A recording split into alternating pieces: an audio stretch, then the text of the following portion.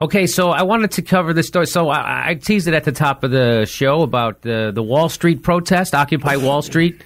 And I don't know if you guys have seen they were macing people. Yeah. The cops were macing people and basically just beating the crap out of them, right? Because they don't like them. Because they're cops who vote against their own interests, and they're anti-union, probably vote for Republicans who want to break the union. So they're those kind of people, right? So here are these people lining up, protesting Wall Street. The people who want to crush the unions, want to crush public sector jobs, privatize everything, and the people who they're trying to crush are actually beating up the protesters. So it's kind of I don't want to get on. We should give the Wall Street people some credit, because when they were looking down from the balconies on that macing happening, they dug deep into their souls and they said, "Hey, you know what? I got to buy some more stock in Mace." That stuff's selling like hotcakes, and it's very effective. So there's been almost zero coverage of it until there was 80 arrests. I understand there was 80 arrests on Saturday. Because the cops just decided to go be pricks and start arresting people indiscriminately, which happened a lot. And none of them will be. Lawrence O'Donnell has done a big thing about it, but in the mainstream media, it wasn't covered. They did cover. Here's how it was covered. So I couldn't wait. I couldn't wait to see how Brian Williams was going to handle it. And here's a 30-second report for Brian.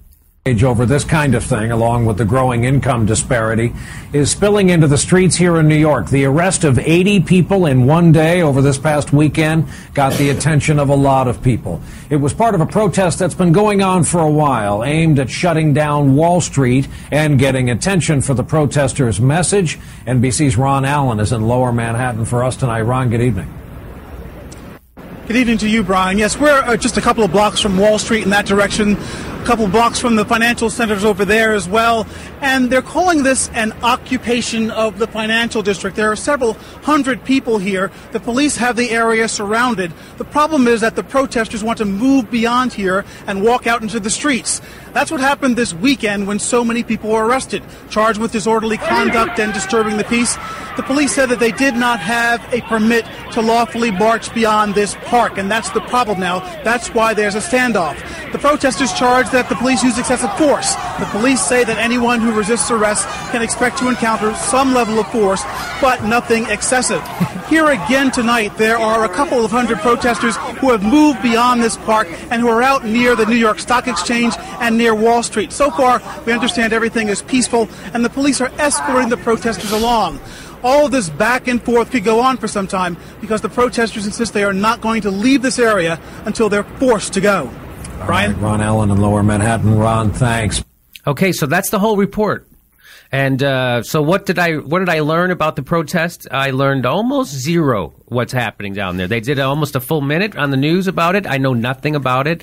I know the cops had to arrest 80 hippies.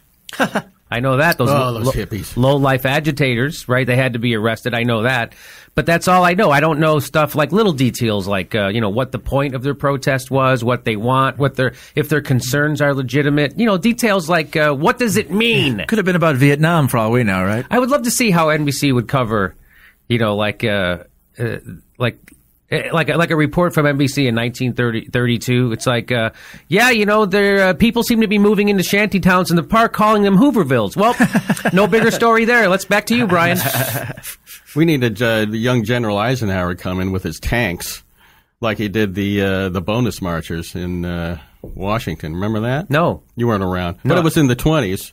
Really? The bonus marches, yeah. The World War I veterans. World War I vets, yeah. They were protesting. They wanted their bonuses early because it was actually in the middle of the Depression, I think. Oh, that was the middle of the Depression. Yeah, and, Eisenhower brought in his tanks. And Eisenhower Eisenhower was there, and Patton, I believe. Really? Yeah. They brought in the tanks to go against the veterans. Yeah, they just ran right through the shanty town full of vets. Really? Yeah. The war was over, so it didn't matter. We didn't need them. They were practicing for World War II. That was. I cannot believe a proud moment in American history like that is not common knowledge. First of all, I love that he says that the arrest of 80 people got the attention of a lot of people. Yeah, like us, the news organization that seemingly don't know the largest, most sustained act of American civil disobedience in decades is happening just a few blocks from my office, but we never know it by watching my news reports. But once there was some good B-roll of hippies getting brutalized, they were all over it. They were down there. That's all it took. And, when you hear journalists say stuff like a lot of people or people are saying or the word on the street is, those sort of vagaries are what let you know that they're doing a totally awesome job at reporting.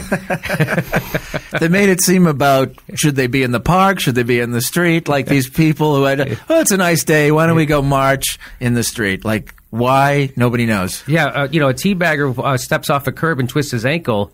I got 6 camera crews on right down there. Hey, I think an SEIU thug pushed a guy off a curb. A detailed position paper of everything that they care about. If it's the Tea Party.